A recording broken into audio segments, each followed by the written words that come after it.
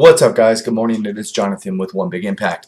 So today's actually going to be a video of a kind of walkthrough of my first powerlifting meet. So I have, at the point that I'm making this video, I have not actually competed yet. So I lift, but I've always kind of lifted just to get strong. Never really worried about it.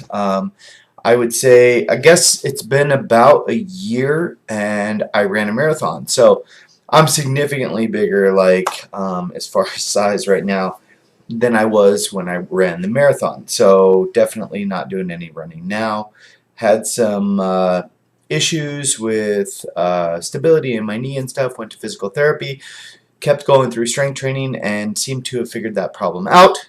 And moving forward, I've been strength training for about 6 months or so, and give or take, I'm not actually sure if that's an exact number. I'm just throwing a number out.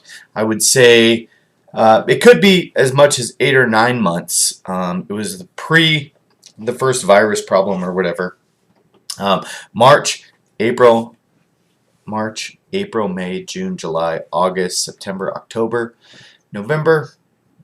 9 months maybe. I guess 6 was definitely a wrong number. So just to give you an idea, I have volunteered at some, and I'm thinking about being a referee. I'm a powerlifting coach, certified with usapl. I will be doing my first powerlifting meet with usapl. USAPL is a drug-tested federation. It's a drug-free federation. They drug test 10% of the lifters. Some of the uncommon rules and bylaws about this specific federation is you can't lift your head during the bench. You can't lift your butt. Obviously, I believe that's pretty normal.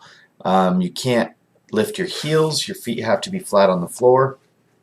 And I'm going to be competing in raw lifting. I'm 39 years old.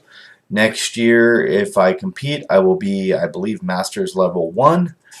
So the cool thing is I'm kind of just getting my feet wet right before I turn 40 and seeing if I enjoy the competition atmosphere or what kind of I'm going to get out of it. So basically, I've gone through some basic strength routines, like I've done some 5x5s, stayed in that probably for about 4 or 5 months, and then the rest of the time I've been focusing on using like Jim Wendler. I've done the 5-3-1, and I've done that for quite some time. My start of my numbers, and this is just going to be a brief overview, and then I'm going to try to add some actual footage of the lifts. By no means am I crazy strong compared to some people that are doing these. For my size, I would probably say I'm on the lower end of strength, but this is not something I've focused on for a long time, so that will definitely increase if I decide to stick with it. When I started my programming, I was actually, and I've included some of my own things too, and I'll talk about that maybe in the end of the video. So when I started, my main lifts were significantly low, and kind of don't really want to talk about them, but I'm going to. My squat was probably the worst, I guess, out of the 3. Considering I'm a big guy, my squat was 300 for 1, and it looked really bad. My deadlift was 480, definitely one of my better lifts for 1, and I would say it didn't really come up super clean, but it came up. And I had not been training any of these lifts at all at the time. I was doing just running and stuff like that, so that could have been why they were so low, but there's no way of telling. And then my bench was 280 for 1, 275, 280. I actually did 275 that day, but a few days before I did 280, so I counted it as 280. Anyway, my current lifts now, squat, the highest I got was squat. I don't know if it's currently there right now, because it's kind of hard to tell with strength training. Sometimes you're pulling maxes, sometimes you're not, sometimes you're doing well, sometimes you feel like you're struggling. My highest was 435, which is 135 pounds up. Recently, I backed off of squats and I backed off of bench because I was just hitting like straight up crazy plateaus. I backed off for 2 weeks, jumped right back into strength training as if I were training for those 2 or 3 weeks, and I did really well and bounced right back, which is really cool. I have no idea how that happened, but the rest helped me hit those lifts on target. My squat, my highest recently was 420 for a double, which felt absolutely amazing to be able to do 420 for 2. And remember, I'm not doing knee wraps or anything. I'm just doing knee sleeves. Also, if you're new here, check us out on Facebook. Our group is called Healthy Living for Healthy Life, and also on Instagram, One Big Impact. One Big Impact, all one word. And I did stop using Cobra straps or whatever recently, so I'm really hoping my grip is going to make it on the 600 deadlift. Anyway, my highest for the bench, it's been a few months. It's hard to max out on bench if I don't have people with me. So I have safeties and stuff if I'm struggling with the squat, but it's not the same if it's the bench. So my bench has struggled completely. I have really long arms, and I believe that to be why I'm really good at deadlifting, and my bench suffers quite a bit. My biggest bench was 330, up from 275, 280, which is not bad. But I believe I just hit 300 the other day for 3 or 4, something like that. Check it out on my Instagram. I'll try to link my Instagram or put my Instagram name right below or above. And then my biggest deadlift recently was probably a strongman version. There was probably some hitching involved, but I hit 610. So definitely probably my biggest lift. But overall, if you think about it, my squat had the biggest increase, which is kind of good. Now, moving forward, first of all, the numbers I want to hit in competition, okay? I would really like to hit on the squat as a top number. I would like to hit 450, but I'm definitely going to seed in probably 400 and then like 425 and then maybe shoot for 450. So we're kind of play that by ear. I definitely want that 400 clean. Okay, so that's going to probably maybe be my opener is going to be 400. And then my bench, I'm probably going to open up with like 275 for a pause and shooting for like 300 next and maybe like 350 after that. That would be the ultimate greatest thing is 350. Now, I have not hit 350 in anywhere in a pause or anything so like that. So I'm really just I'm going to be super excited about my second, which will be 300 is what I'm probably respectively going for. 300 on that, and then 425, 435 or something like that. And I'm going to play it by ear for the squat. And then the deadlift really has to be 600. That's my favorite lift. And I just feel like that was really, when I said I was going to do a meet, I just didn't want, that was the only stipulation actually. I just wanted my deadlift to be at least 600 at my first meet. So I feel like I'm really hopeful, also excited. Also, I don't really fit in my freaking singlet. I'll show you, not with me wearing it, but I'll show you what it looks like. And this is for usapl. This should be perfectly fine as far as I know. But this is what I'm going to be wearing at the meet. And that is like not a lot of clothing for a person my size. I would say if I lost 20 pounds, it would probably fit a little bit better. You can wear a cotton t-shirt under this, and you actually have to for the bench and the squat. and then you can take off the t-shirt once you start doing the deadlift, which I won't be doing. And I believe it's for friction or something like that, so you don't have to create friction under your arms or something.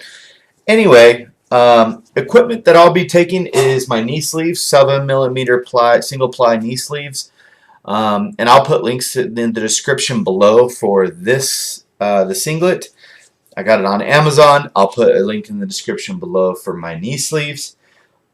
And I will put a link in the description below for my weight belt. If you see in the video, I always wear my weight belt upside down, which is kind of funny. So you might see that in the video. So don't clown on me. That's just the way I've always done it. It's an RDX belt, and it's a buckle belt, like a clip belt, single clip, or lever, whatever you want to call it. And I'll put a link in the description below. It's kind of ragged. It's got the pin falling out, but it still works. And then the other thing I'm going to have is my squat shoes, and I use those specifically just for squatting, and I'll put those in a link in the description below. All this stuff, I usually go for whatever is kind of like base model stuff. With fitness, with like running and different things like that, you tend to get into different things. So if I was running, I have all kinds of running crap. Now I'm not running. So I'm into powerlifting, and I have all kinds of powerlifting. Who knows what's coming next? You know what I mean? So maybe I'll cycle back through stuff or whatever. But I figure if you get really, really serious, then you can spend $200-300 on some squat shoes or something like that. But for now, if you're just getting into it, or maybe you just need a new pair, this would probably be a good idea. But they work great, actually. Maybe I'll make another video on how to pick a proper pair of squat shoes with the correct height on the heel. Anyway, or if you even need squat shoes or whatever. We'll talk about that in a future video. But the other thing that I'm going to be doing, I'm probably not going to be doing deadlift slippers. In all honesty, I think I'm just going to wear like Vans or something like that. I might order some deadlift slippers today. Who knows? You never really know. But you can't wear deadlift socks or anything like that. I mean, I think you can, but you have to wear actually either deadlift slippers or actual shoes. So I have some Vans that are pretty flat, and maybe I'll wear those. Try to get your openers understood. Open with like 80-90% of something that you can go for. Meaning, like, if you can do, for instance, a double on 420, maybe open with that. You know, maybe open with 415 or something like that. Knowing something that you know you've got in the tank. Okay, so because if you fail out of all 9 lifts, like, you're not even in the meet. Does that make sense? So if you fuck up all 3 squats, you're screwed. So if you screw up all 3 deadlifts, you're screwed. Or if you don't get one of each. So at least you're in the run of everything. I would say with your first meet, don't even think about competing against anybody, because chances are you're probably not going to be as strong as everybody else. You may be, but it doesn't matter at this point. I wouldn't cut weight. I wouldn't do anything. Actually, I've been blowing up like crazy because I am not changing anything I do. My diet is not perfect, but I'm making sure that I'm not trying to cut weight or anything right now just because. Afterwards, I'm definitely going to trim down. I am not comfortable and definitely not at my healthiest as far as, like, if I had to run from something, I would probably die right now.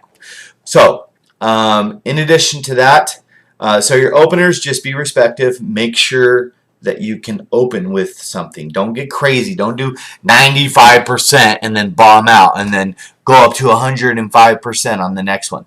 I would say opener, something that you can triple. And this is just my personal opinion. Your second attempt, I would say, as long as you get that first attempt, I would say second attempt, probably I would put it at something you can double, or maybe a almost PR, maybe like 95%, something you could do like 1.5 of or something like that.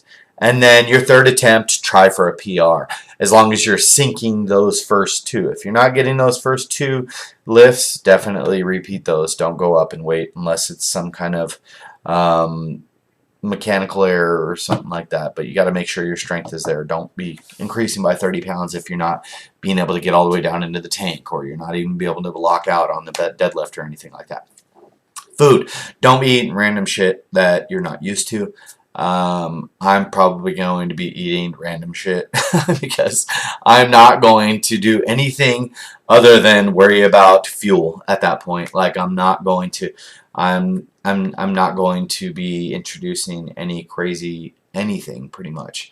I'm completely drug free. I don't use any stimulants or anything like that.